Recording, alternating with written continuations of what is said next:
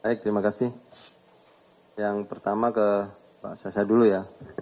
Ini ada kenapa diketahui duluan, masuk yang Kuansing.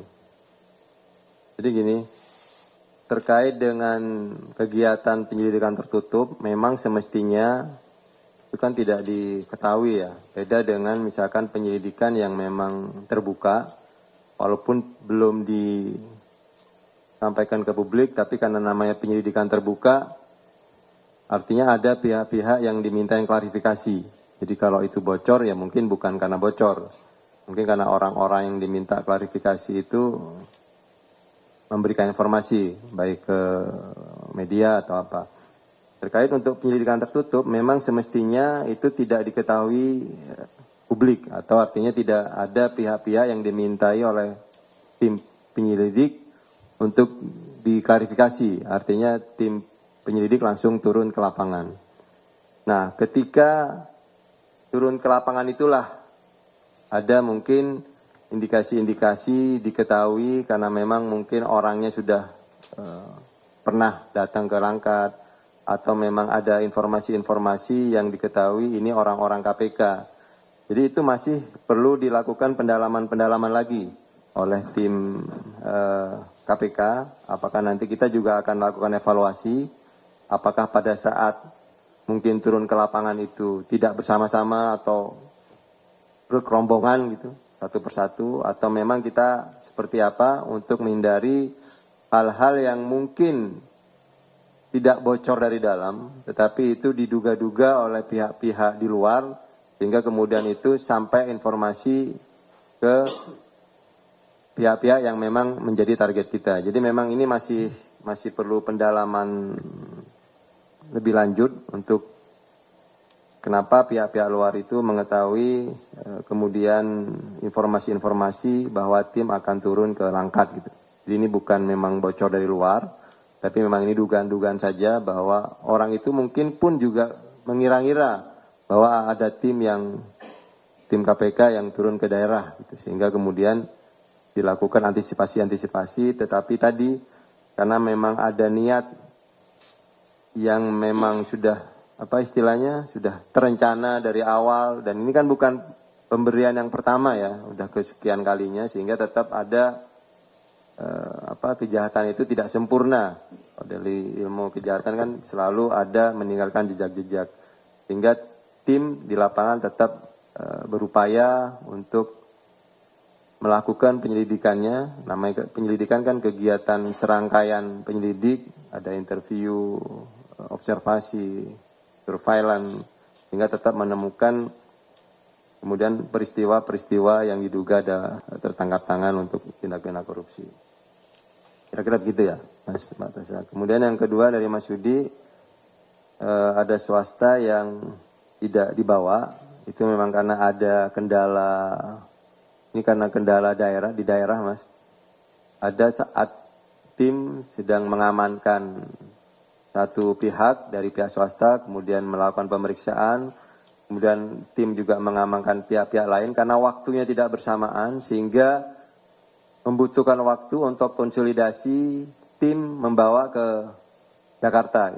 Nah, pada saat waktu yang berbedaan itu, ada yang saat-saat terakhir, detik-detik terakhir ketika dibawa, ada keterbatasan tiket penerbangan, sehingga yang hanya bisa dibawa adalah PN.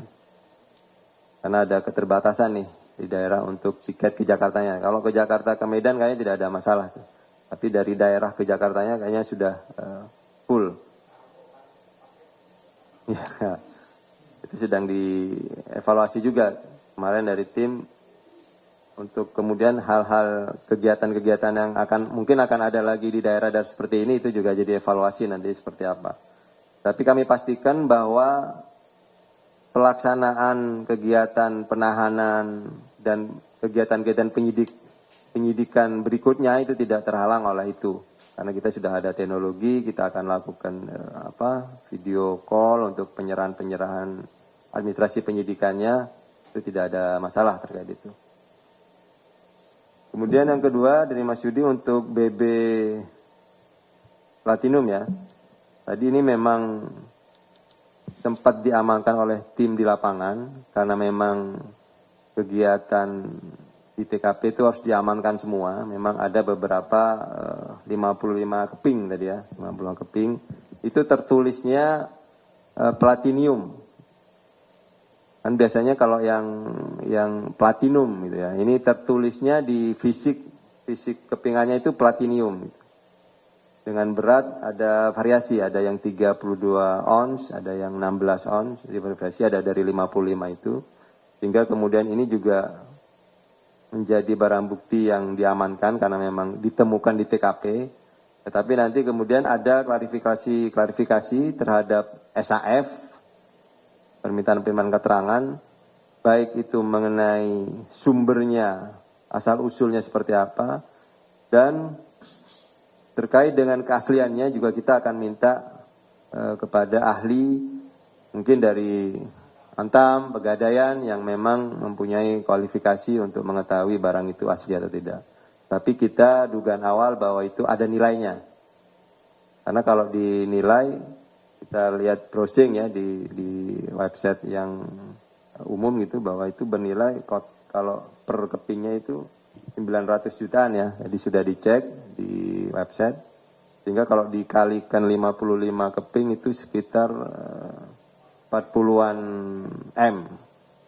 Nah, itu masih dugaan awal karena kita harus pastikan lagi keaslian dari fisik kepingannya itu. Itu ya Mas Yudi. Kemudian yang berikutnya Mas Rio, ini tren kenapa PLT kemudian jadi bupati kena OTT dan itu sudah kita lakukan berkali-kali. Ya ini kembali ke pihak kesadaran dari pejabat negaranya. Karena memang walaupun tadi sudah disampaikan oleh Mas Jubir, kita sudah melakukan upaya-upaya pencegahan, ada monitoring, ada bahkan penilaian SPI, kita sudah berupaya semaksimal mungkin untuk pencegahannya. Tetapi sekali lagi kita harus berterima kasih kepada masyarakat, karena selain KPK juga harus melakukan pengawasan di daerah-daerah, terbukti ada peran serta masyarakat yang memang kita sudah lakukan penggalangan untuk ikut mengawasi jalannya pemerintahan. Nah ini kita kan tidak bisa membendung ya ketika memang ada masyarakat yang ingin berkontribusi, ingin berperan aktif untuk pemberantasan tindak pidana korupsi, kemudian melaporkan ke KPK. Nah ini memang menjadi bagian lagi evaluasi di pencegahan nantinya, karena kita memang ada program namanya di pencegahan itu pencegahan pasca penindakan. Nah ini juga akan menjadi tindakan-tindakan terus-menerus yang akan dilakukan, walaupun mungkin tempatnya tadi diingatkan oleh Bang Mario ini sudah ketiga kalinya ya Bang. Kalau nggak salah dulu Samsul Arifin ya, itu gubernur tapi dia juga jadi bupati. Nah itu juga nanti akan dievaluasi di pencegahan. Apa hal-hal yang memang menjadi titik krusialnya di mana? Yang pasti memang karena ini laporan pengaduan masyarakat, ya penindakan tetap akan bekerja gitu. Walaupun kemudian memang akan ada evaluasi-evaluasi dari sisi pencegahannya. Terkait untuk naik gaji, ya ini mungkin